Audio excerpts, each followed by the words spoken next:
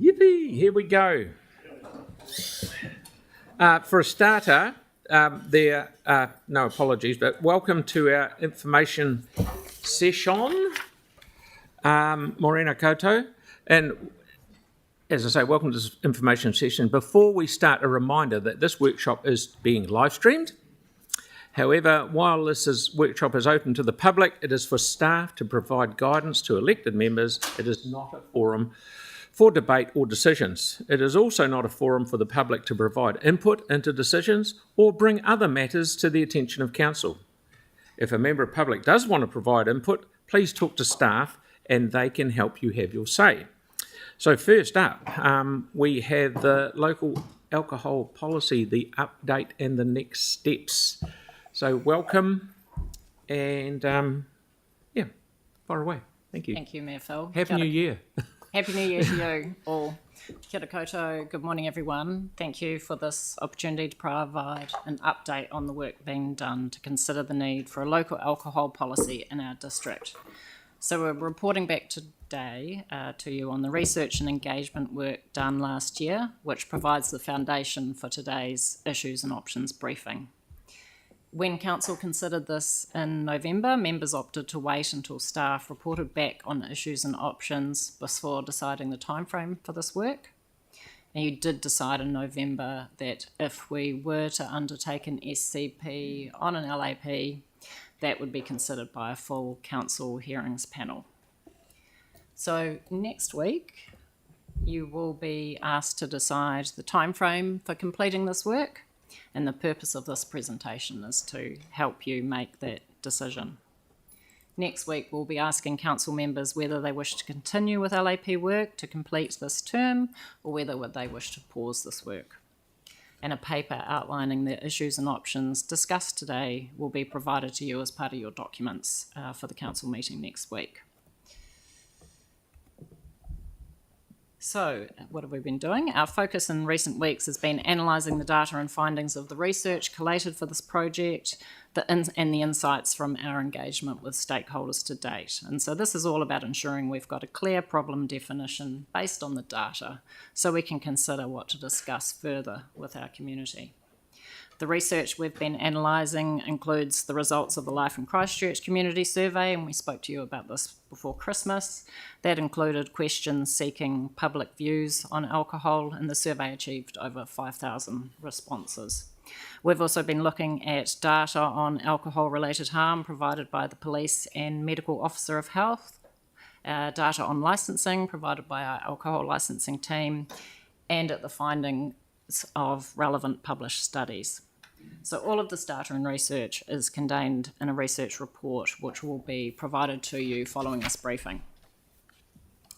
As well as all of that research and data, we've been considering insights provided by stakeholders, including representatives of industry with whom the team met before Christmas.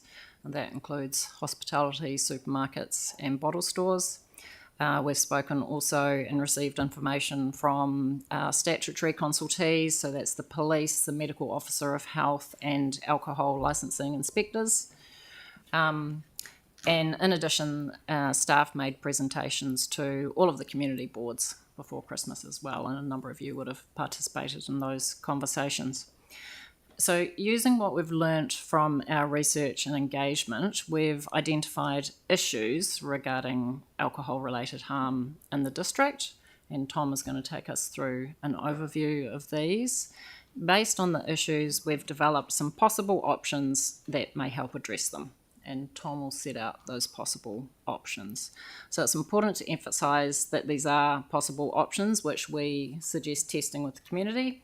They're not proposals, they're not staff recommendations for an LAP, they're options to test with the community and get that sense of what they support. So I'll hand over to Tom. Great, thank you. This slide is essentially just a reminder of the scope of what is and out of a local alcohol policy. So the scope of an LAP is limited to matters relating to alcohol licensing, and an LAP cannot consider policies that don't relate to licensing. And so the Sale Supply of Alcohol Act sets out what can be included in an LAP, which is on the screen there for you in green.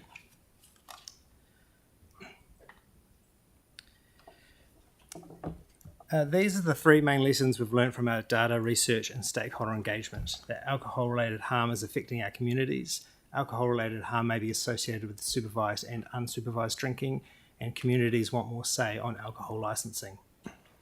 I'll briefly run you through each of these, but I just know that this is a snapshot and they are discussed in more depth in the Issues and Options report and the research report that will be provided to you before your meeting next week. The research report is quite a comprehensive and substantial document, so we plan to provide it to you, as Elizabeth said, after the session, and we'll also offer drop-in sessions to discuss the research should you want to. So the first box up there is alcohol-related harm is affecting our communities. So some communities are affected more than others. Around 1/3 of alcohol-related incidents attended by the police are in the east of the city, and another third are split out across the central city, the central northwest, which includes Riccarton, Maryvale and Papanui commercial areas. And relatively few incidents happen in the Banks Peninsula. In the Life in Christchurch survey, residents in Burwood, Central, Coastal, Linwood and Riccarton wards were more likely to say that some or most of the various alcohol-related issues occur frequently in their neighbourhood. Those living in communities with higher levels of deprivation are disproportionately affected by alcohol-related harm. So nationally, survey data suggests that those experiencing alcohol-related harm are more likely to live in the more deprived areas than the less deprived areas. In Christchurch, the police attend more alcohol-related incidents in areas of higher deprivation than less deprived areas. People in the most deprived areas of the city are more likely to perceive alcohol and drugs as a big problem compared to those in less deprived areas. The Life in Christchurch survey findings also suggest that those living in wards with higher levels of deprivation are more likely to experience alcohol-related issues in the area and have concerns with various aspects of the current alcohol licensing rules. Our licensing data indicates that there are more on-licensed and off-licence premises in areas of higher deprivation, and generally they have earlier opening and later closing times. In our early engagement, we've heard concerns about a concentration of premises in deprived areas and the effects that this can have on reducing the price of alcohol and increasing the consumption. In the second box, around alcohol-related harm may be associated with supervised and unsupervised drinking. In theory, the potential for harm is greater when alcohol is purchased from off-licence premises to drink somewhere else rather than places where alcohol is brought to drink on the premises. On-licence premises are required to put in place measures to encourage the safe and responsible consumption of alcohol. However, once alcohol has been purchased from an off-licence, there are no controls or supervision of drinking once alcohol is taken away. Our early engagement with stakeholders, such as the police and licensing inspectors, suggests that most concerns are about the availability of alcohol at off-licences. However, there are indications that on-licence premises may also be associated with alcohol-related harm in the city. Police data shows that much alcohol-related harm occurs late at night and in parts of the city where there is a concentration of hospitality venues, for example in the central city.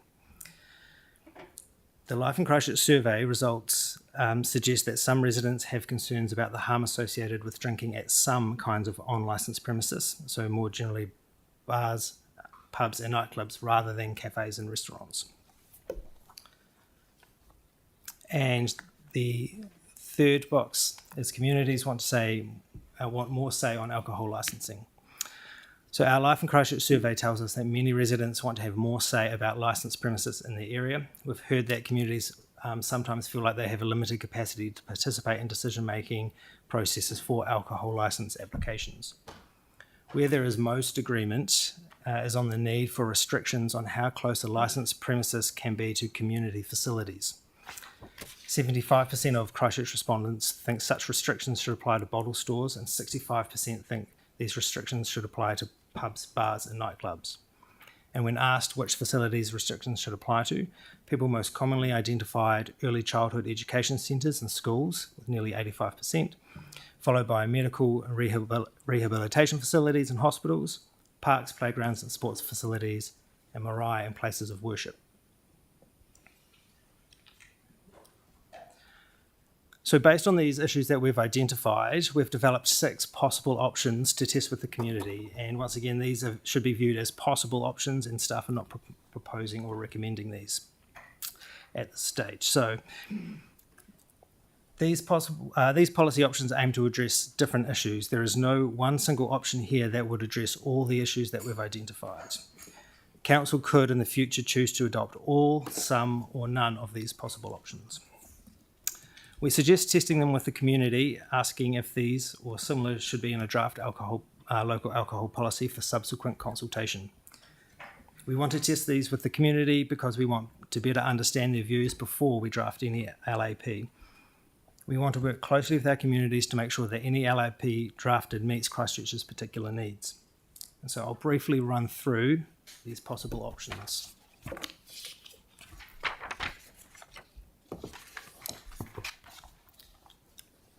Option A is reducing trading hours for off licences. So this seeks to restrict the accessibility of alcohol that can be purchased for consumption in unsupervised environments at night.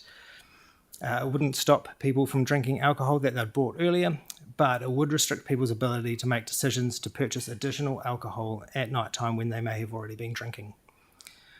Research suggests that reducing the consumption of alcohol is likely to result in a reduction in alcohol-related harm. And research also suggests that reducing trading hours can be an effective way of reducing alcohol-related harm. There is some community support for reducing off-licence trading hours, although the views are mixed. Life in Christchurch survey found that 47% of people thought the hours for bottle stores in their neighbourhood were too long, compared to 45% who thought they were about right. For supermarkets, that was 40% thought they were too long, 54% about right. And for smaller convenience or specialty stores, 49% of people thought their hours were too long, or 44% thought they were about right. If trading hours were reduced to 9 p.m, licensing data indicates that most of the city's off-licence premises would be affected by this option. Currently, only 54 of the 256 off-licence premises hold licence requiring them to close at 9 p.m. We did consider targeting this option to some parts of the city and or to some types of off-licence premises, but it is likely that people would just travel to other areas or buy alcohol from other places. And so for these reasons, we suggest a consistent approach to off-licence trading hours for all types of off-licence premises in the city. Reducing trading hours for off-licences is a relatively common measure for other councils that have implemented an LAP. For example, Auckland, Selwyn and Gisborne all have a 9 p.m. closing time for their off-licences at the moment. Option B would place a temporary freeze on new licence applications in high deprivation areas. This option seeks to address the disproportionate level of alcohol-related harm experienced by high deprivation communities, which was discussed earlier. It aims to prevent further concentration of licensed premises in these areas and mitigates the effect that this can have on lowering prices and increasing access to alcohol. It would not stop people from buying alcohol, but there would be fewer places to buy alcohol from. There appears to be some community support for this approach. Some stakeholders have expressed concerns about the proliferation of off-licences in high deprivation areas. And our Life in Christchurch findings indicate that while communities are broadly comfortable with the number of licensed premises in their neighbourhood, almost 1 in 3 consider there are too many places where alcohol can be purchased and then taken away. And compared to people in other wards, people in Hornby, Linwood and Riccarton wards are more likely to think there are too many places to buy alcohol to take away in those neighbourhoods. Few people would like to see more licensed premises in their neighbourhood other than cafes and restaurants. The freeze could apply to all or some types of licensed premises, and this is a point that we would like to test with the community.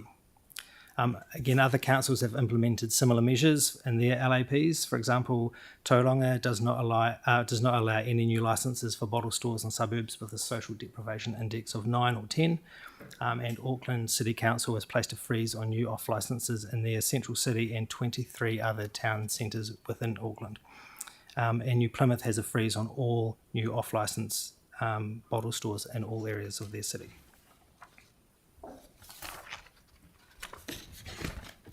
Option C restricts new licensed premises from opening within 100 metres of community facilities, and this option responds to the community preferences that licensed premises are not located close to certain sensitive sites, such as schools.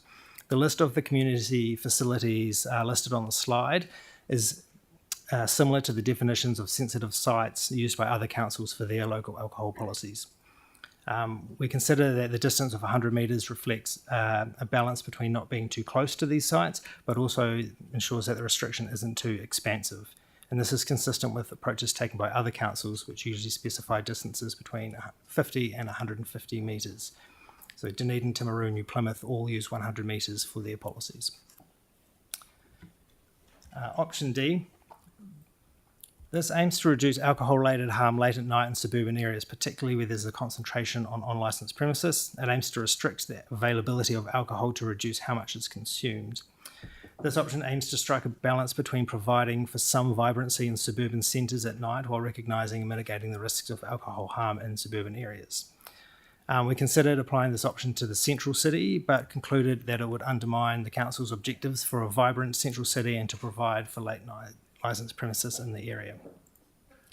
There is some community support for reducing suburban trading hours, although the views are mixed. The Life in Christchurch survey found that 48% thought hours were too long for pubs, bars and nightclubs. For restaurants and cafes, 43% thought they were too long compared to 49%, about right. And for social and sports clubs, 56% of people thought hours were too long compared to 35% who thought they were about right. And there are differences between the views in some wards. For example, residents living in Riccarton, an area which there are many unlicensed premises, are less likely to support the current trading hours for pubs, bars, nightclubs and social sports clubs. These mixed views are an example of why we want to test these possible options further with the community. And our final two options here. So option E is a one-way door restriction. So under a one-way door restriction, people could not enter or re-enter an unlicensed premises after a certain time, suggest 2 a.m. The rationale is to encourage people who are drinking late at night to stay within a licensed premise, which provides a supervised environment where staff can monitor levels of intoxication and behaviour. Also, harm can be reduced that arises from intoxicated people moving between venues late at night, and it limits people from leaving a venue to top up and then re-entering a venue, which was mentioned to us by the police. A restriction would be applied to all premises that hold an on-licence or a club licence. Other councils with a one-way door policy include Dunedin, 2:30am, Napier, 2am, Gisborne have one at 1am, and Timaru, 2am on a Friday, Saturday and Sunday. And finally, option F, this involves using tools other than a local alcohol policy to try and reduce alcohol-related harm. So these tools could include community collaboration, such as an alcohol accord, where parties agree to work together to promote the safe alcohol consumption. Alcohol bans, so we have some of these already, and these prohibit consumption in public places and aim to reduce things like litter and disorder. And there's also things like education initiatives for the city about safe and responsible drinking. So this is the final slide around the decision for council next week. So at the council meeting next week, we will seek your direction on the time frame for the remaining stages of an LAP. It is important that this decision is made at this stage so that council staff can plan and resource work accordingly, particularly in regards to community engagement and consultation. As a reminder, we're advising that decisions are made by one council rather than split over 2 council terms, and the 3 options provided allow for this. So the 3 options for council are: option 1, continue with work on LAP this council term, and that is the time frame that is outlined on the slide of what that would look like. This provides the council with an opportunity to adopt an LAP this term and is provided on the basis that this council asked us to commence work on an LAP. The timeframes and milestones for this option are possible, but there are some risks. For example, there is limited time to accommodate any unforeseen delays in the process. And we also know that it is likely to be a busy time for council and the public, with other council work streams happening across this same period. Option 2 is do the engagement on the issues and options and then pause work for the remainder of the council term. So this option would enable staff to continue to make progress on the work, building on the engagement to date, plus undertaking pre-consultation engagement on the issues and options, so we can present a draft policy to a new council in the new term. The engagement on the issues and options could also be moved out of the busy February-March timeframe that is on the screen and would be done at another suitable time, but before the end of the council term. This option would mean that the council would not make decisions on an LAP this term. And then option 3 is to simply pause work on an LAP now for the remainder of this council term. So this would mean that work is paused, and so no engagement on the issues and options that we've discussed today would go ahead, and the decisions for an LAP would be for the next council. And that concludes the presentation. Thank you. I must say that's fantastic. Very clear presentation. So I commend you for that with both of you. It's very good. Okay, Andre, we have some questions. Thank you. You've got 6 options there, A through F. My question here is, are we required to then go and test with the community all 6 of those options? Or when we come here in a couple of weeks' time, can we rule some of those in or out to be going and testing? Yes, so we consider that the possible options that we've identified are aimed at addressing those issues that we've identified, and so they're not the only options available, and so others may think differently. But at this stage, we consider there is benefits to testing all of the options across the range of options to address the range of issues. So council's decision doesn't have to test all 6 of those options, A through F, is I guess my question. It doesn't have to, but our recommendation would be, if we are going to, I guess, go to the effort of engaging with the community in some depth on this, our preference would be to engage with them all. But we're not required to. So you're asking whether the final decision has to include them all, or just the engagement has to include them? Well, engagement and testing, basically. Yeah, like the 6 options, A through F. Do we have to then go out? Do we have to do that with all of them, or can we go out and test just some of them? I guess we can test what we want. We're suggesting testing the range on the basis that it's useful to find out what's not supported as well as what is supported, and that will help us refine our thinking for drafting the actual policy document. Cool, thank you. Just a question here around no new licensed premises within 100 metres. This, like places of worship, for example. I mean, if someone really didn't want a bottle store near their home, they could essentially set up a place of worship from their home, register a new church and charity. So It's new ones. Yeah, but if someone didn't want something new, you can set up a church if you happen to live within 100 metres. It's much easier to set up that than it is to set up childhood centres and whatnot. But it'd just be good to clarify a point around that. On if you're going to test that being the case in the city centre, for example, that would mean you can't open a new bar restaurant near pretty much anywhere in the city because there's a childcare centre or a school within or a place of worship, like the cathedral, for example. It becomes a place of worship again. So it'd be good to know, we're actually going and testing that as a blanket potential rule, which would basically mean no new premises in the central city. We're suggesting asking the question of, are these appropriate sites to identify as sensitive sites? So that's one of the things on which the community could feed back to us. That they might some people might feed back exactly your view that this is just for us to be reasonable constraint. Just for us to be asking that in the first place, are you keen to basically not allow any new licensed premises in the? It'll be almost all of the city by the time you include all these different places. To even go and ask and test that question is likely not going to be received that well, and will potentially jeopardise what the intent of this actually is, which is to reduce harm. But you're not allowed to build it's a hell of a question to go and ask. I think we're expecting there'd be mixed views, but we're in the council's hands as to what you want to test with the community. Okay. Andre, are you talking about bottle stores or restaurants? Well, it just says licensed premises. That to me would suggest on and off licence. I just note that one of the other options says in our suburban areas, So it could be the potential that we specify that that one is for our suburban areas or outside the central city. Yeah. Yeah. Options could be refined based on the feedback that we receive, obviously. Yeah. Okay. Again, like I mean, in Hallsview, every off licence we've got is within 100 metres of a place of worship.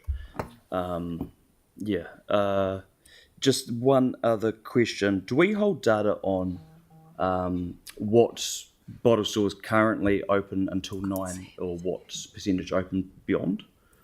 Do we hold that data as well? I know you got the data on who's got the licences, but do you have the data on who actually utilises those?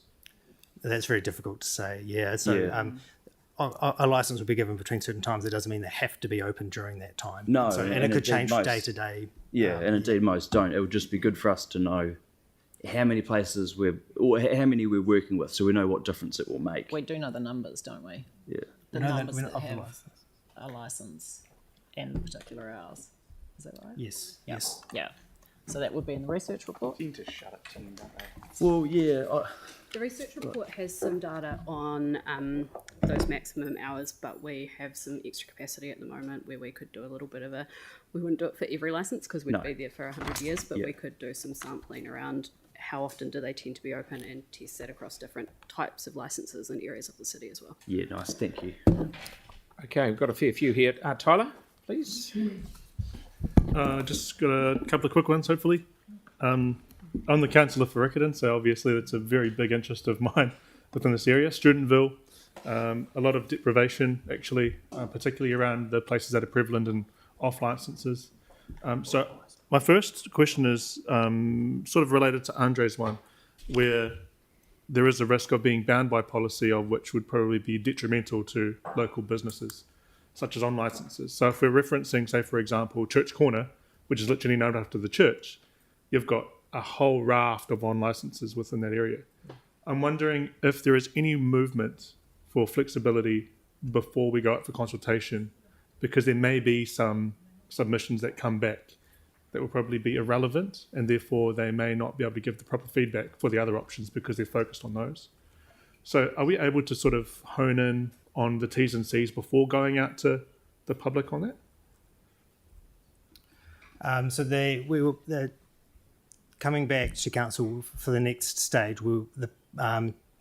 If council were to choose to continue an LAP this term, Yep. the next time we'd be coming back to council would be in April to asking on an actual draft LAP Yep. itself.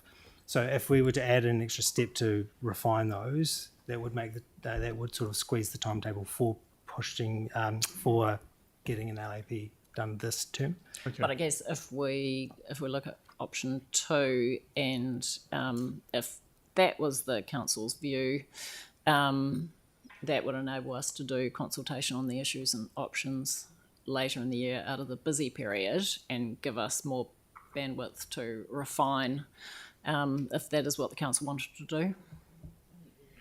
Okay. So yeah, and that's really good.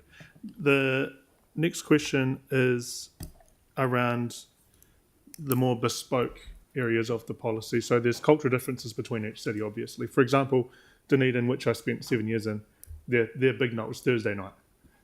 Friday night was for the 9-to-5ers, and Saturday night was where everyone started popping off. So, it's those things that I wanted to think about taking into account, and I know that the feedback would reflect that. But I really wanted to see, will the public be able to help you decide what the bespoke options are within those options that you've provided? For example, if they said, hey, 2 a.m. sounds really good for a closed door policy, we'd like it to be changed to 3 a.m. on Friday and Saturday.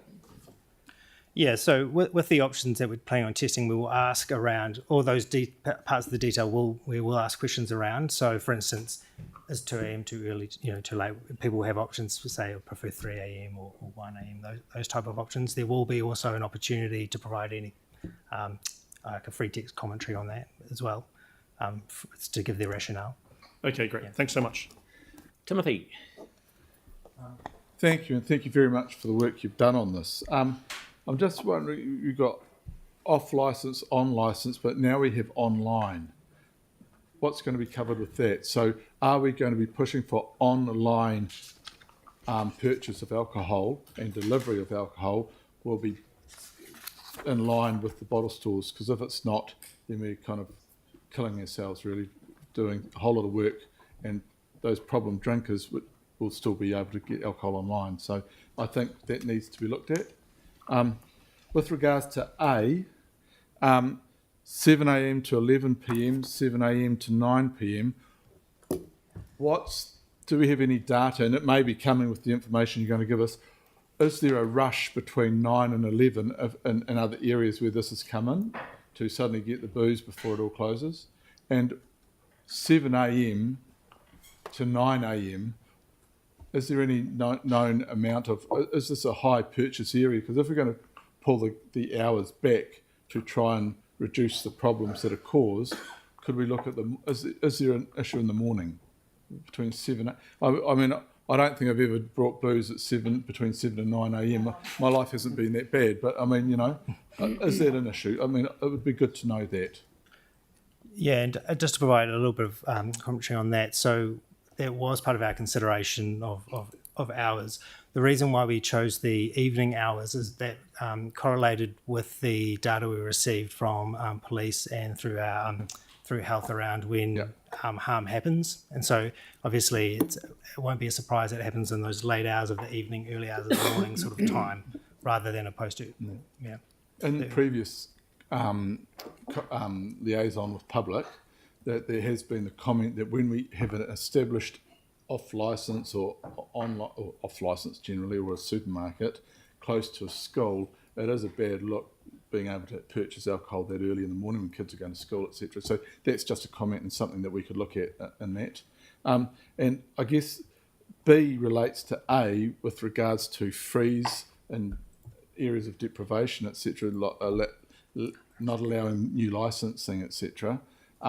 People will travel, and so if you have one bottle store open till 11 p.m. and another open till 9, if people are really desperate for a drink, they will travel, and so that will be the same with if an area has no or fewer bottle stores, people will travel. So I think whatever we do, we have to make it citywide. That's a personal opinion, but I think put that in the information asked to the public. And with regards to, and Andre brought it up with regards to how close to, etc., facilities, I think the reverse has to be as well. He mentioned that someone could start a church in their front room type of thing. Rehabs, etc., if they are established, that there should be a limit to the distance those types of places could be established to an on-licence, off-licence, etc. I think it's a two-way, because you can't establish, say, an early learning centre and then complain about the bottle store down the road. I think we have to look at both. And I know that in your information, and my computer's just died, about things that are being left outside of the scope, and maybe the district plan is one of those, but maybe that's something we've got to work around. So, for instance, we have a shopping centre, we have an off-licence, on-licence restaurant or whatever, and then someone starts an early learning centre around the corner, or a rehab centre, or a church. I don't think they have the right then to complain about the off-licence, on-licence. So how we look at that? So what we are proposing is for new licences only. So if they're already established, it wouldn't. But it's also for those early learning centres, etc. That are we going to restrict them to be setting up? You know, like it's a two-way street. As I see it, because we then deal with the complaints from those organisations. It's like moving by the airport and then complaining about the planes, you know. It's got to be a two-way. But just thinking about that. And the final question, and I know you'll be pleased for me to finish. Prosecutions. This isn't the thing that's going to solve the problem. So it'd be really good to know about prosecutions, because some of the feedback I've heard from my ratepayers is, it seems that breaches and off licences especially, and on licence with the drunks, etc., because there is a requirement to ensure that they are not serving alcohol intoxicated people, and bottle stores about age, etc., and restrictions on serving and selling alcohol to underage, etc. But it'll be good to get some understanding and some knowledge on the prosecution process, and what have been the fines or the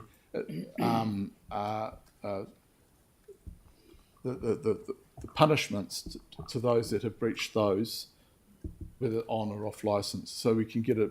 Because if it is a process that seems to be, and the comment I've had from a couple of people is, it's just like a wet bus ticket.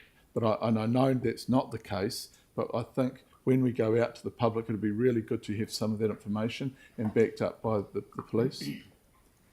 Thank you. Thank you very much, Mark. Please. Thank you. Really liking what I'm seeing in this, so thank you for your work on this. I'm keen for us to head out and hear from the public their thoughts on these different options. I think you've got a good set of options there, and I pick up on Councillor Scandrett there. Reverse sensitivity is, I guess, kind of what we're talking about there, and that would be good for us as a council to try and get our head around how we can cover that off with district plan and that sort of thing, to make sure we don't sort of tie our hands down the track and have problems being chucked backwards to try and close places down. But thinking about option B and the temporary freeze on new licence application in high deprivation areas, in some of these high deprivation areas, is there also, I guess, a way to look at that as being potential expansion to perhaps a sinking lid, and having a limit on the number of licensed premises in the highly deprived areas that we can sort of steadily work towards, rather than it just being a freeze of what we're currently at, and that's where it is. Just I want to check and see if there is an option to perhaps have that option to reduce sort of going forward, but that's a sort of thought I've had. And otherwise, I'm really keen to hear from the public on what their thoughts are on these options, and then for us to fine tune a potential LAP and make sure we get it right, so that we can get it in place, because we need this to protect our communities. Jake, please. Thank you. I had my hand up early, Kelly, not being unfairly disadvantaged. Hey, option A. I mean, I suspect it's option A for a reason. It almost would seem negligent if we ended up with an LAP that didn't shave a couple of hours off, or actually effectively 1 hour off license bottle stores. In fact, if that's the only thing we did, then I think that would be a game changer in reducing alcohol harm in Christchurch. Option D, though, just on the sort of less popular options, closing the off-license, closing the suburban on-licences earlier, would there be a dual benefit there in terms of pokey gaming?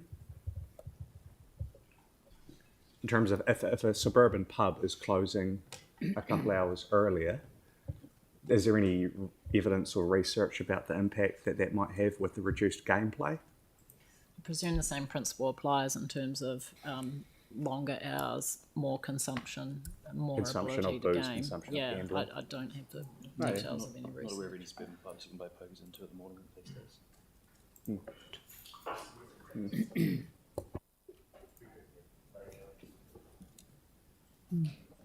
Well done, Jake. Kelly, please. Thank you, Mr. Mayor.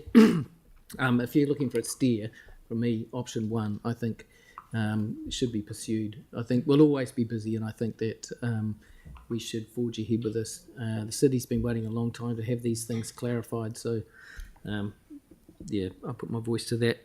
My question really is about option F, having a close family member, high-functioning family member whose life has literally been destroyed by alcohol. It amazes me that despite convictions and spending time in prison as a result of drinking-related offences, that he's able to still purchase alcohol. Is there any mechanism that we can pursue that stops people who are at the extremes of alcohol harm in their own lives from purchasing alcohol? I mean, it's quite draconian in some respects, but we're talking about individuals who are have really gone off the deep end. And it would seem to me that we could make a significant difference in the community for those most dramatically affected.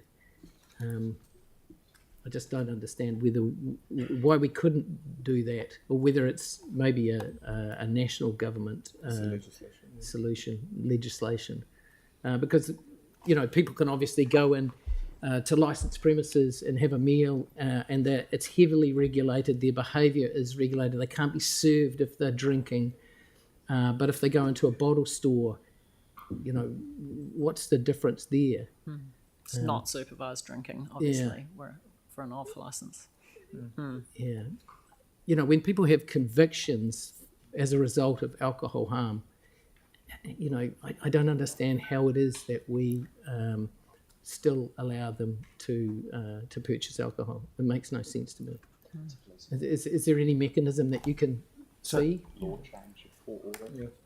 So that would certainly be beyond anything that a local alcohol policy would be able to do. I think the council was somewhat,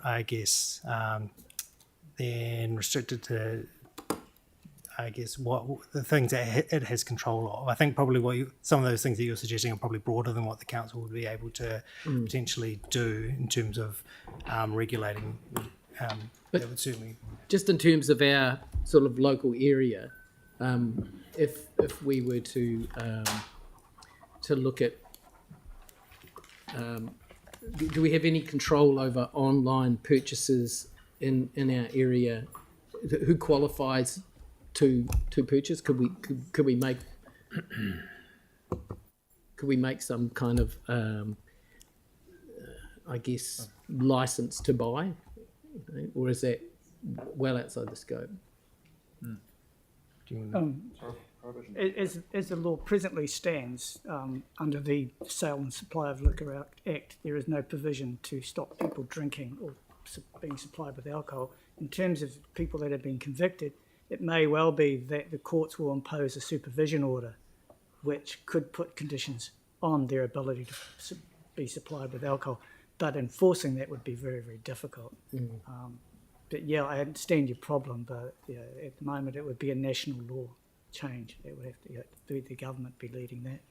And in terms of the supply by means of external, then it would be effectively at the moment they, as I understand it, through the supermarkets, they enforce now that they will not drop off liquor unless a person over the age of 18 is there, and that's the only restriction. So I'm just intrigued about this option F. Was there anything in particular you had in mind in terms of that option F? We haven't explored any of the option F options in any depth at this stage. It's sort of there to so with option F, one thing to point out is that they can be used instead of or alongside an LAP. So they're not. It's not necessarily one or the other. It can be with as well. But we haven't looked at it in any detail about what those would look like at this stage. Yeah. Okay, thank you. Celeste, please. My question is just around option C in regards to the no new licensed premises. I'm particularly interested in the on licenses.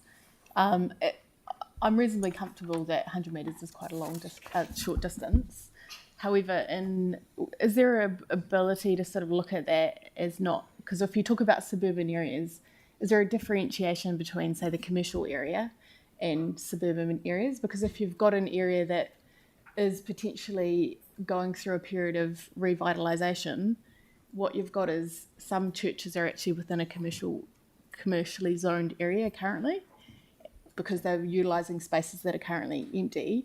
But as we go through that period of transformation, I would argue that it is appropriate for some of those on licences to then be situated in that space, and they might not be able to do that if we are too vague in how we word that. So I just want to make sure that it doesn't have a perverse kind of consequence, and that we obviously want to limit harm, but we also want to encourage those that are, supporting the revitalisation of area through the development of the commercially zoned area to allow, to make sure that those plans can progress. So just not sure what can go on the wording there to make sure that we don't have that issue. The actual act provides that an alcohol policy may provide differently for different parts of its district. It also may apply to only one part of its district, and it also may apply to different licences. So it may have different implications for each licence. Right. So we have quite a large or quite a wide sphere that we could look at. Yeah, thank you. Samuel. Yeah, thank you. A couple of questions. So I tend to agree with Andre in terms of there's, potentially some unintended consequence of some of the policy stuff here. And I just worry we're rushing it, but that will be no surprise to anyone, given I said that before. I'm just keen, I was just looking at the draft report for next week, and so obviously you're recommending to proceed before the election. I just wondered how much work, and I couldn't see in there sort of references to, on these specific options, the peer review we've done with Auckland in terms of a sort of a comparator. Have we done detailed work, or will that be a supplementary to the report? Just to note on the report, it is a draft, and we sought permission from the Chief Executive to sign that off after this briefing session, precisely because we wanted to get feedback on the recommendations in that report. So it is a draft. In terms of presumably, sorry, can I just clarify that? Presumably, though, because I would hate to think that a staff recommendation has changed based on council feedback, we want independent advice. So is that recommendation likely to change? Because unless I've got it wrong, it shouldn't change based off council feedback.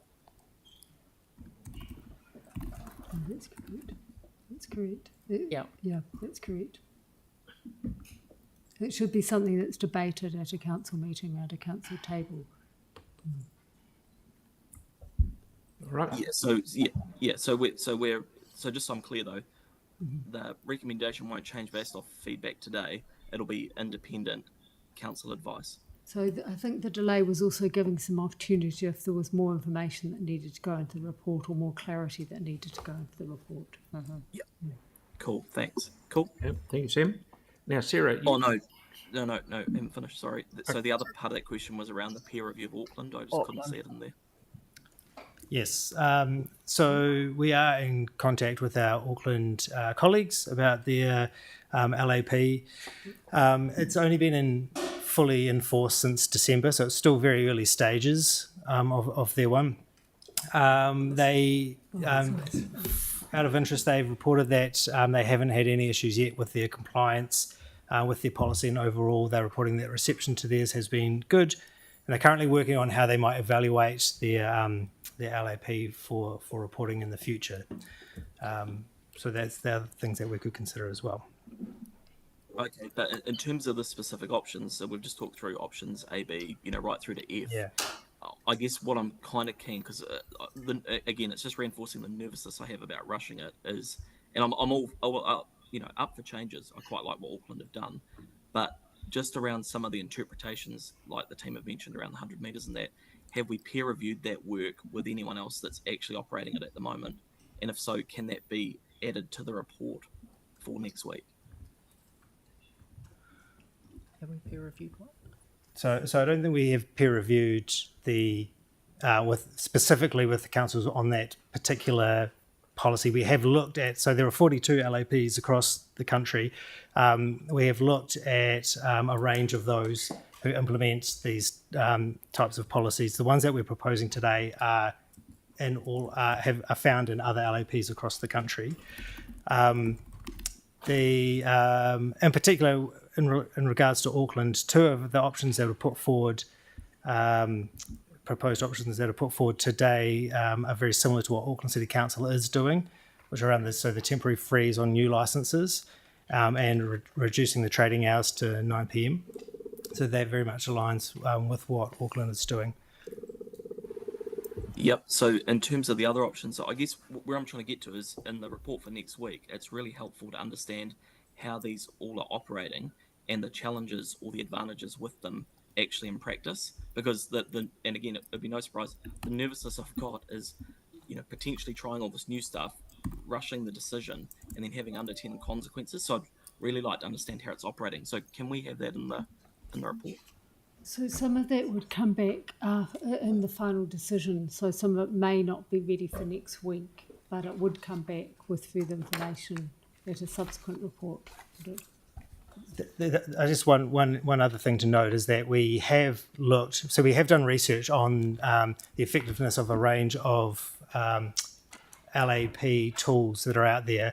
In terms of that research, there isn't a lot of it generally.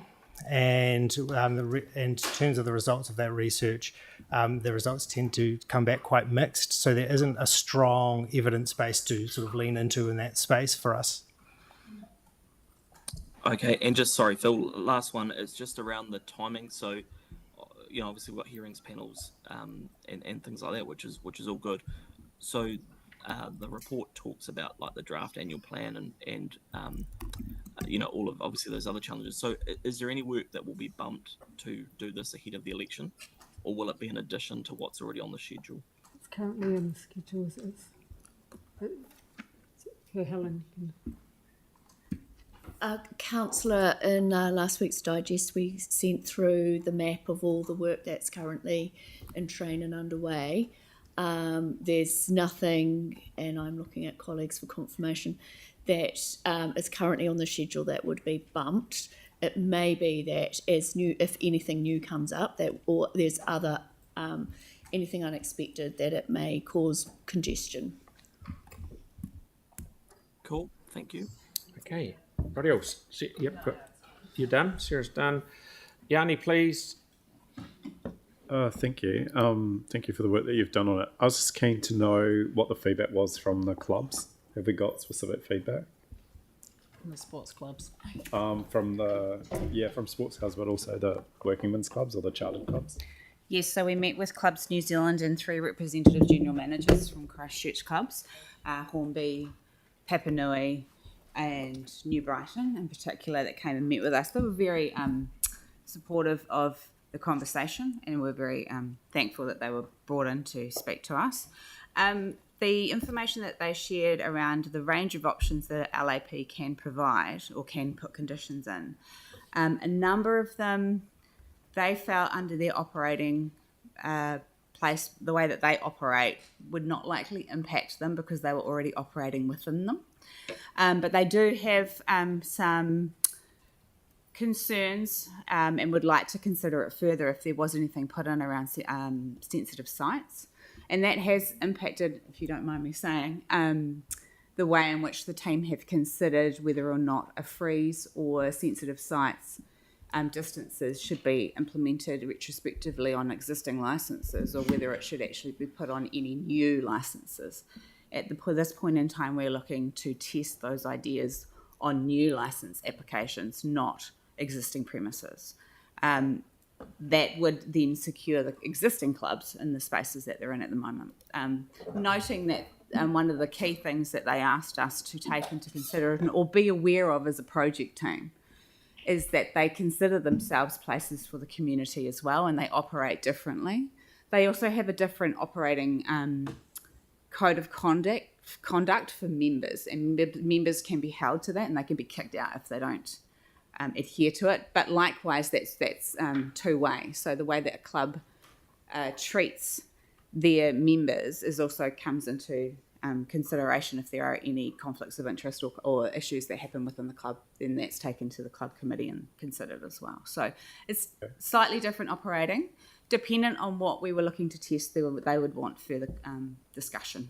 And just to be clear, were all the clubs invited, and they're the ones All of the clubs were invited. attended? They were the ones that were available at the time. Was there- and they brought Clubs New Zealand with them. Right. And was there any opportunity for the clubs that couldn't attend to provide sort of written feedback or concerns? They were provided with all of the meeting notes and all of the communications between those that came. So if they wanted to, we would have received information. So any concern around special licences for clubs? Because that was one area that's been raised with me. That was raised with us, was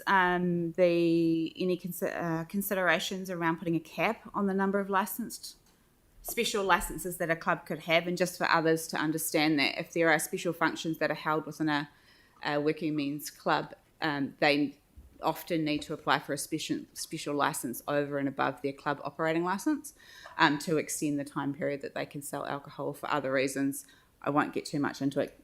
Gary is here, will have more knowledge than I do, but it was expressed to us that there would be concerns if there was a cap on the number of special licenses that could be applied for within a year. Fair comment. Thank you. Thank you.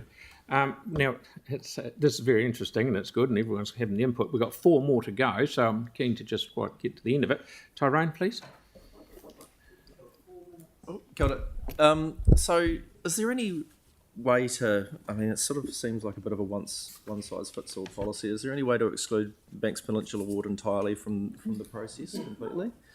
Because it sort of seems to be a solution that's looking for a problem when it comes to Banks Peninsula. Yeah, some might say you're the no, whatever. As I said previously, Section 75 of the Act does allow you to restrict it to districts within your area. So you can exclude areas if you so wish.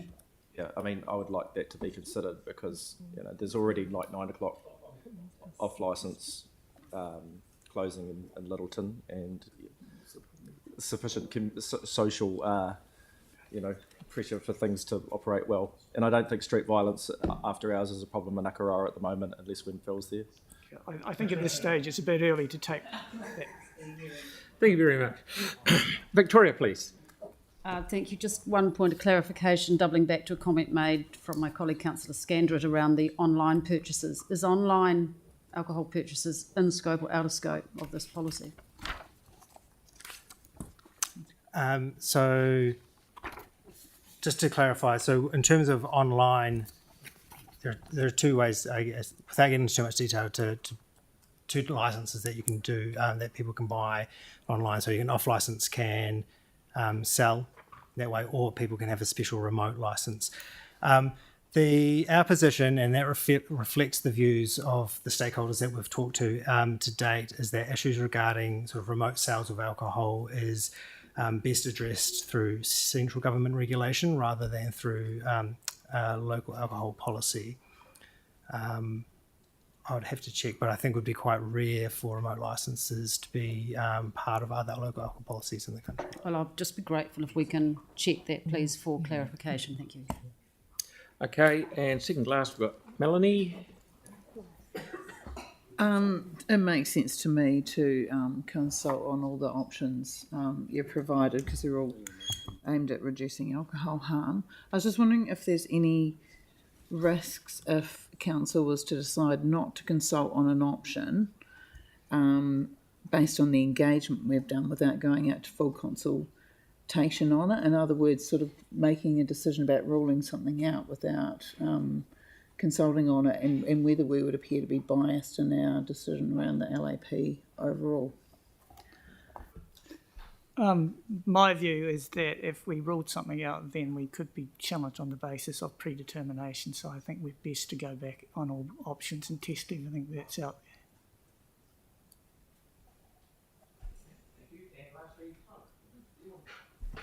there. Just quickly, I don't think we sort of covered the liquor store or bottle store prevalences. And one of the key issues, and you've probably noticed this, was that the community don't have much of a say or have little power when trying to stop liquor stores from being able to establish in the area. Is there anything within this policy that would help provide community input and rebalance the power, I guess, with the community to be able to go against new off-licenses? So local alcohol policy generally, one of the reasons why we're trying to seek community views is to get that sort of, to get the feedback so they can contribute into the policy. And so one of the options that we've put forward regarding, for instance, the proximity around sensitive sites is in response to community views to have more say. So just to be clear, the committee who obviously oversee the licenses and look within the policy, if it is within the policy and then the community say they don't want it, that's the sticking point. So if something's within the policy and it's fine, even if the community don't like it, it will still get pushed through. So the question I've got is, how would the community have, I guess, more of a rebalance in terms of them not wanting it on a street corner, particularly when there's high deprivation. Are you saying that this is going to back their argument to be able to push forward to help restrict those off licences?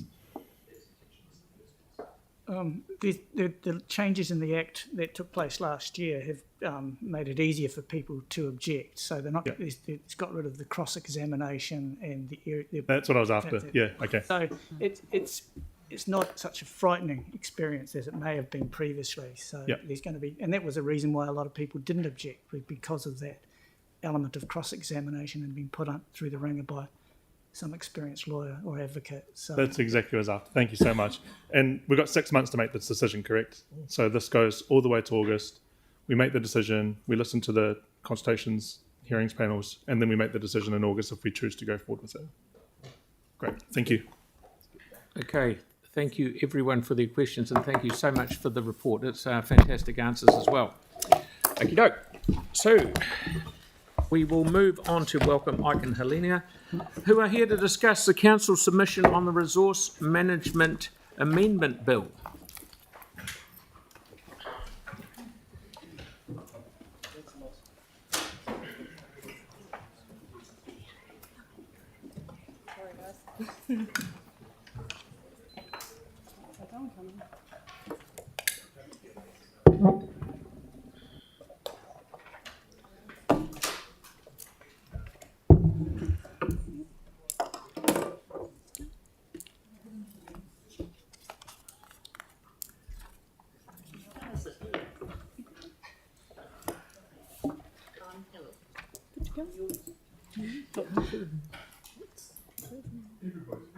Everyone doesn't want it, do they? I won't take it personally. I was going to have a couple of minutes for a toilet stop, and then I thought I'd carry on. But we can wait a couple of minutes if you like. Yeah. Well, no one's going to go to the toilet now. You No. mentioned Those people Right. may have had. Okay, well, give us 5 minutes. We're all good. And Timothy, with his Woolworths bladder, will leave. I've already gone. Okay.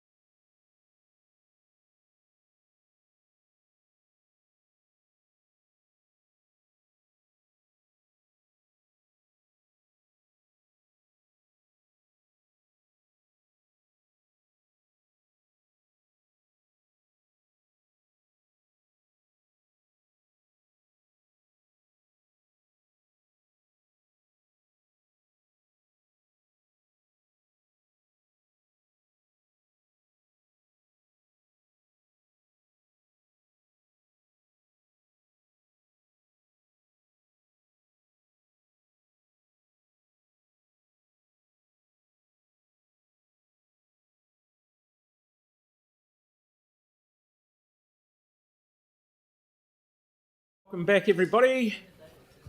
Thank you. Please fire away. Sorry. Will took do a wee while. indeed. Hopefully not take too much of your time. I'm here with Ike, who you guys will all know through PC14, and we're here to provide an overview of the recent amendment bill and the draft submission, but we also want to provide an overview of the reforms more generally and what's coming this year. Up on the screen you'll see, or you may be aware, the RM reforms are happening in 3 phases. The first phase was the repeal of the MBE and the SBA. That happened in December 2023. The phase we're in at the moment is phase 2, and that's really focused on targeted changes to the existing RMA system. So the first bill that came through with that was the Fast Track Approvals Bill. That was gazetted end of last year, 2024, and applications for that can be made from the 7th of February. In terms of the other aspects of phase 2, we had the first amendment bill that came through last year that related to freshwater and other matters such as Indigenous biodiversity. That one was enacted October last year. The bill that we'll be discussing today is RM Bill 2, that again focuses on specific changes to the RMA that are there really around implementing the government's priorities. The final phase of phase 2, or the final part of phase 2, is the National Direction Package. So that will be a raft of changes to existing national direction, and we anticipate that the consultation on that will begin Q1, Q2, so relatively soon. The final phase of reforming the system is phase 3, and that will be the replacement of the RMA. So that will be a substantive change. At the moment, the government has been clear that will focus on the enjoyment of property rights. Is that right? I'll just share. Enjoyment of property rights. And they've signalled that it will come through in 2 bills. So one will focus or have an environmental focus, and the other will focus on urban development and enabling infrastructure. So that's what we've been indicated to date. So there's still a lot to come in terms of the national direction, and that will be of interest to us, and of course the replacement of the RMA. In terms of timeframes for phase 2 and the bill that we'll be discussing today, that's set to receive royal assent mid this year. It's working in conjunction with the timeframes for the national direction as well, which we would again expect around mid-2025. In terms of the bill that the draft submission is on, as I said earlier, that is relating to specific changes to the RMA. It's grouped in 5 broad categories. So the first is housing growth, which incorporates the MDRS optionality, which Ike will touch on later. The next is infrastructure and energy, farming and primary sector, emergencies and natural hazards, and system improvements, which relates specifically to compliance and enforcement, and again, very targeted changes to consenting provisions. I'll hand over to Ike, who's going to give an overview on the Going for Housing Growth program. So the Going for Housing Growth program runs effectively alongside what the government is intending for the changes that Helena just stepped through for the RM reform. And there are some relationships to what is forthcoming in the Going for Housing Growth program, most notably through the National Policy Statement for Urban Development, NPSUD, which Council recently made a decision on. This first phase, which is highlighted there, is targeted at enabling more housing, but this is part of 3 phases. The second phase is looking at infrastructure funding, which will come later on in the year, and then the third phase is looking at incentives for communities and for councils to support growth as well.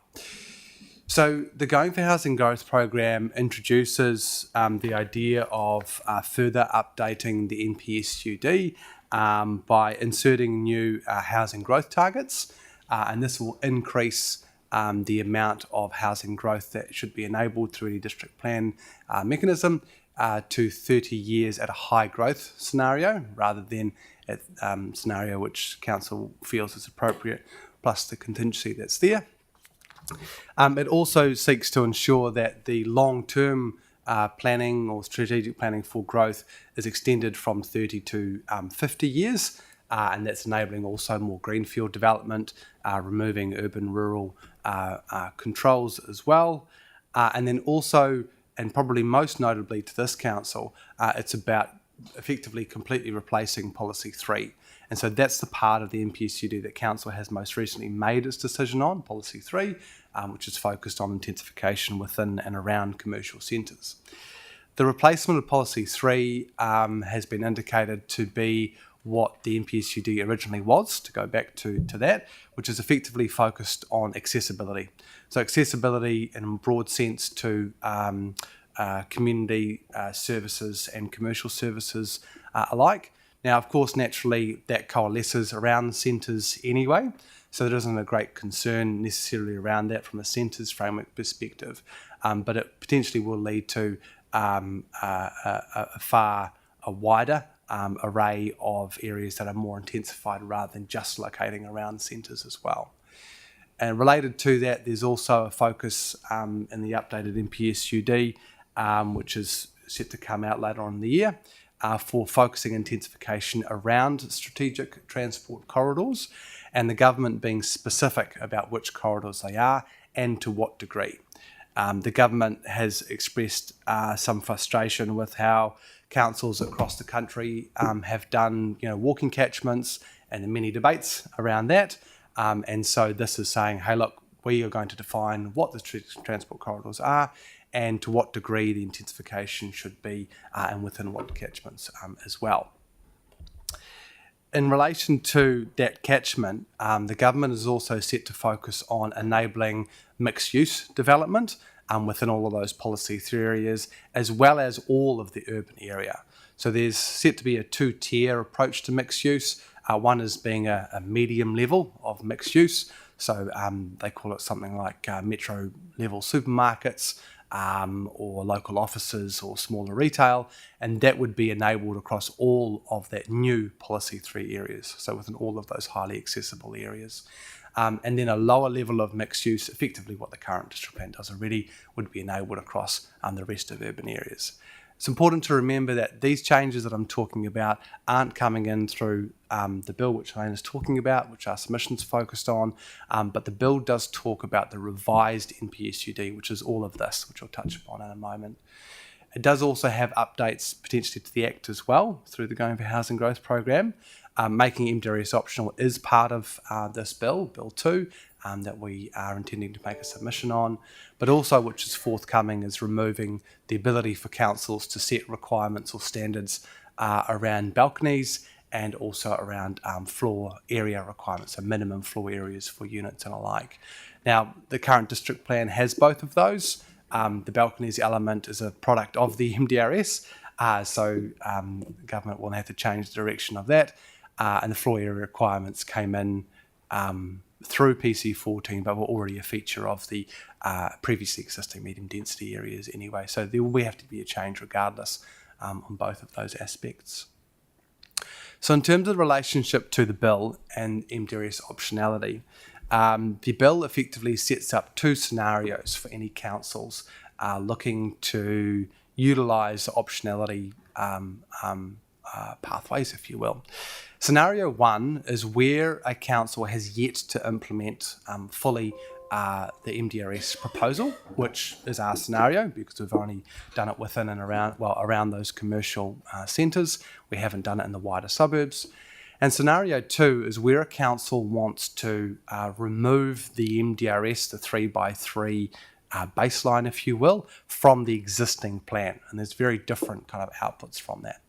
So the bill proposes that in scenario 1, where there's an amendment of the proposal of MDRS areas, that from 12 months after the Act comes into force, council can write to the minister and effectively state it's a request to be allowed to withdraw those elements that is yet to be decided on MDRS. Any council like us would need to demonstrate that we have compliance with the existing NPSUD and Policy 3, so intensification within and around those commercial centres, which we've made a decision on, so fundamentally that shouldn't be an issue there.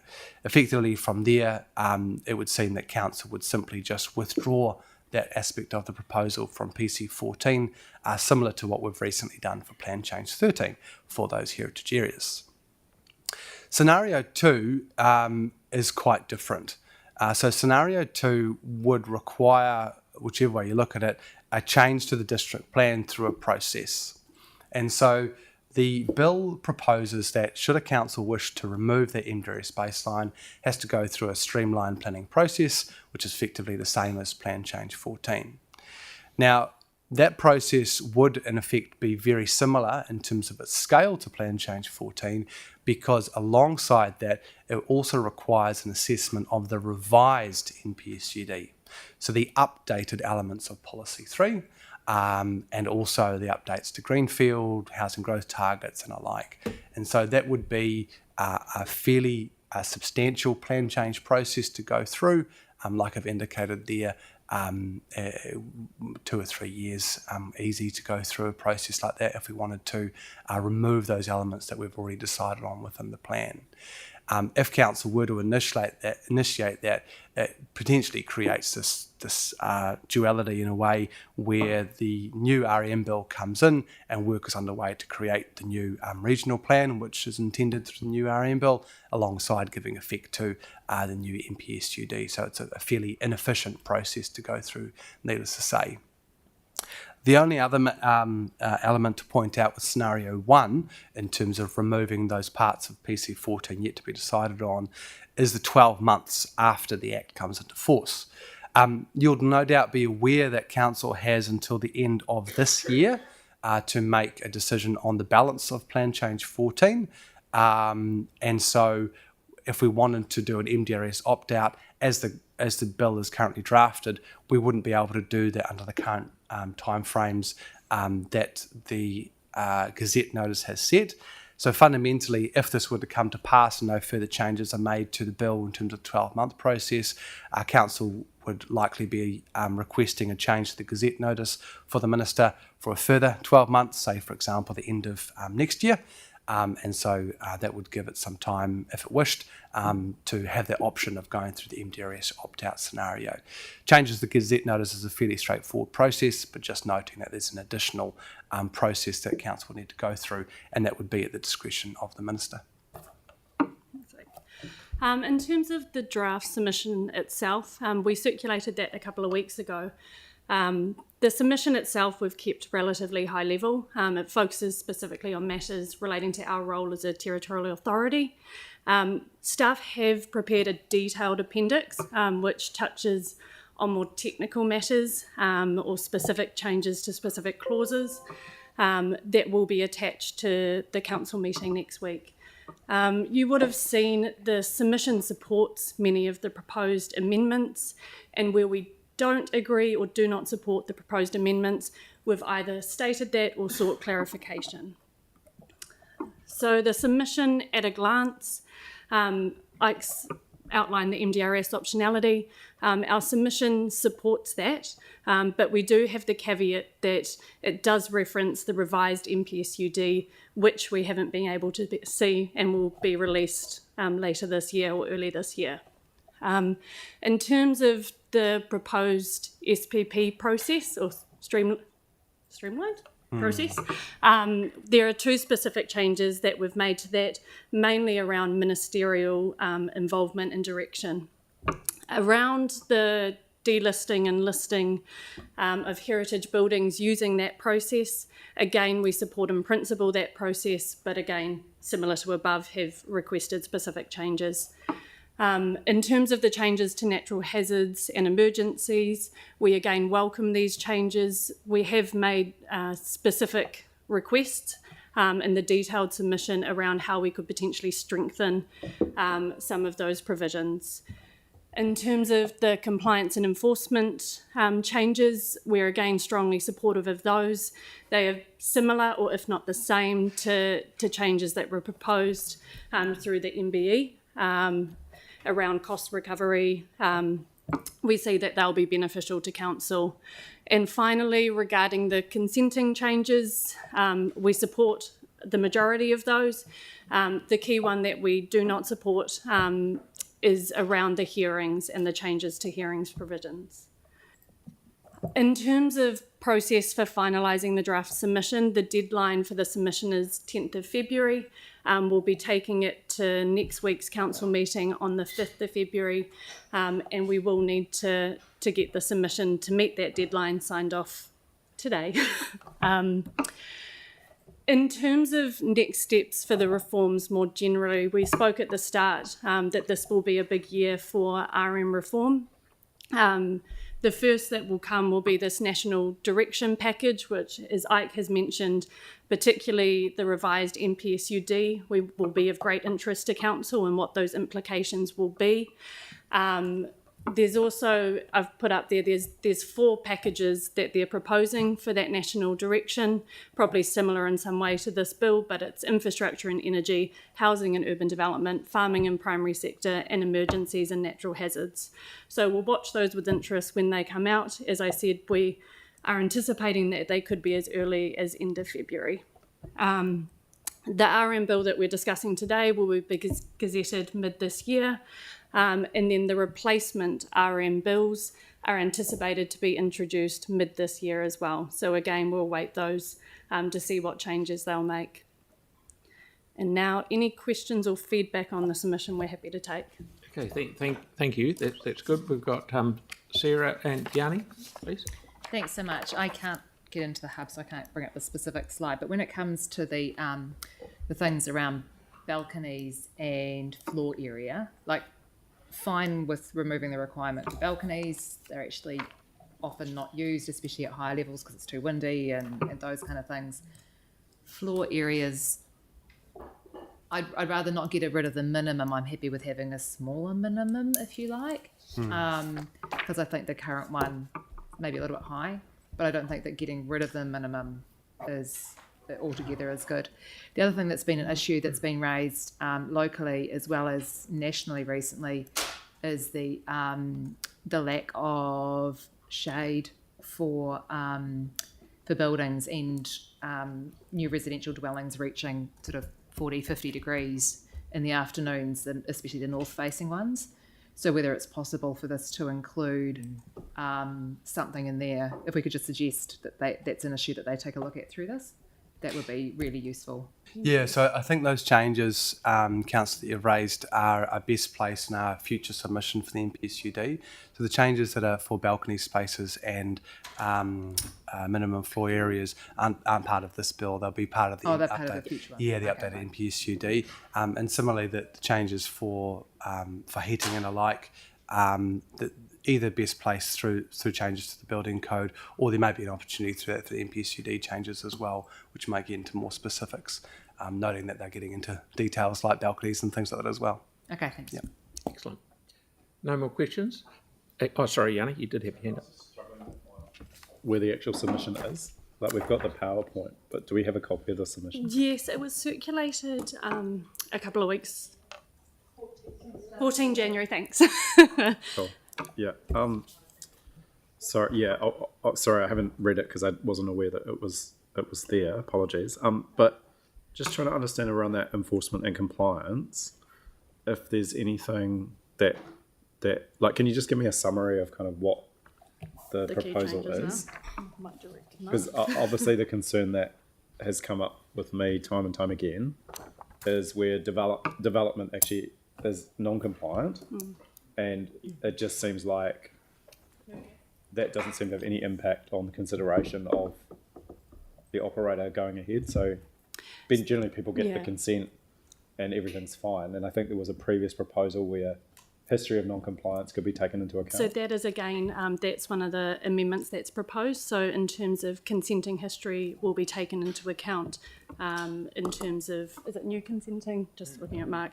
But that has been brought over from the MBE in terms of the history of someone's, Is that correct, Mark? Increasing penalties as well. Yeah, increasing penalties, cost recovery.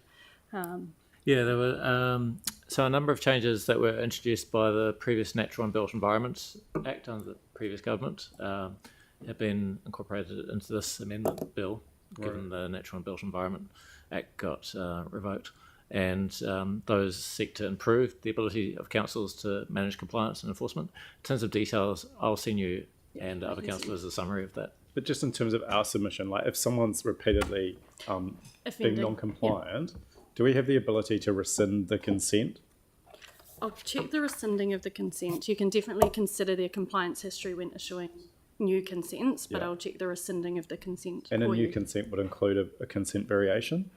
Certainly under we can review conditions of a consent at the moment. One of the matters introduced, I understand, is to enable consideration of compliance history when we review a consent. So we can review an existing consent in terms of conditions. Whether we can rescind the consent entirely, I'll have to come back to you. And is there anything in there about in the infrastructure section around things like port activities?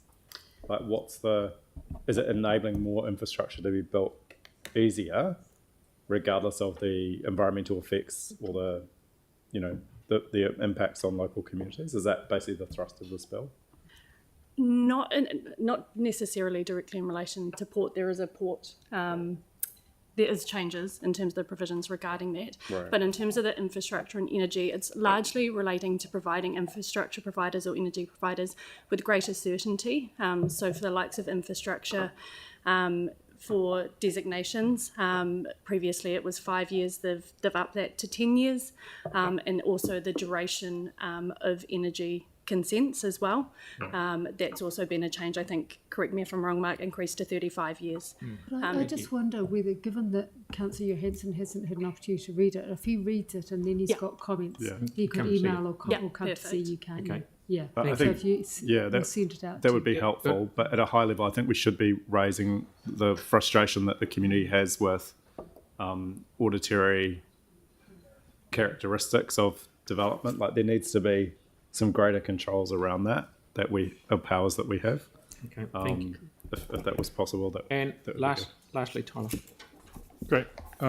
Really quick ones. In short, just for public knowledge in layman's terms, can we just quickly brush over what the implications for PC14 is in terms of the MPSUD and MDRS and what's going to happen moving forward? Yeah, so at the end of the day, it depends on what council wishes to do, in a nutshell. But fundamentally, in terms of changes that are forthcoming to the NPSUD, if council is satisfied enough to simply withdraw the elements that have yet to be decided on the NPSUD, in terms of PC14, then there's no need to give effect to the NPSUD. It simply will be given effect to in any rolling review or updates to the RM reform, which I believe will feed that in as well. So as long as council is satisfied enough to simply withdraw those elements of PC14 that is yet to be decided on in suburban areas, then there's no need to consider the revised NPSUD. Great. It's only if we seek to modify what we've already decided on, what we decided in December last year, that's when the NPSUD will come in, and that's when we will enter into a multi-year process similar to PC14 all over again. Great. And you brushed over the transport corridors and that it was government directed from now on. Have they set those yet? They have not, no. So I would expect that to come out when they formally release the draft MPSUD for submissions. Great. Thank you so much. Okay, and back, please. Thank you. Just then to clarify, following up from Councillor Harrison Hunt, when do we as a council decide what route we're going to take? When is it coming before us? Well, there are some milestones, obviously, that council will need to consider. So by the end of this year, at the current Gazette notice, we will need to consider the balance of Plan Change 14. So all things being unchanged, we'll need to make that consideration by the end of this year. What we've noted in the submission to the bill is that there's a 12-month period after the bill comes into effect, and after that 12-month period, then a council can choose to approach the minister to do an MDRS opt-out. So if council wishes to proceed with doing an MDRS opt-out for the balance of PC14, Then the next step would be for council to seek an amendment to the Gazette notice, which dictates the time frame for making a decision on the balance of PC 14. So I understand that. To clarify then, when does it come back before us, to us? When are you seeking our input, and what is that pathway? Yeah, good question. I think that depends on, firstly, how the bill is finalised in terms of the Act. That is also subject to change, and also where the MPSUD lands as well. So we are anticipating that within the next 8 weeks or so that the updated MPSUD is released, and we'll obviously draft a submission for that as well. So once we know with finality what our options are, then we'll be coming back at some point with that. So that was the answer I was looking for. Thank you. And lastly, Aaron. Yeah, it's not directly related to this, but it affects this quite a lot, is the airport noise contour. Why is that not lining up and being done prior to all the other things lining up and being done? And does it become counterproductive if it's not done in time? Because that's like thousands of sections potentially. So the airport noise contour is defined in both our district plan and the Canterbury Regional Policy Statement. The proposed Canterbury Regional Policy Statement was to be notified in December. ECAN made a decision to defer that. December which year? Oh, it was going to be December. It was a couple of years ago, and then it got pushed and pushed. December 2024. That got deferred in light of new legislation that precluded the councils from notifying a freshwater planning instrument. Time will tell of what ECAN. How does the noise affect the freshwater? So the Canterbury RPS has the airport noise contours in it, but it's also got freshwater planning provisions within it, and so ECAN made a decision to defer the whole of the document to a future date for notification. That affects the timing of the review of the airport noise contours. And they can't be pulled apart? No, they considered that option but discounted it and went with an option of deferring it. They set a date? I mean, not yet, but in terms of greenfield land, we'll come back to you with a briefing on options for greenfield opportunities in the interim, even with the current RPS in place. There is a pathway under the MPS-UD and potentially under the revised MPS, but perhaps we'll brief you on that more fully once we've seen the MPS.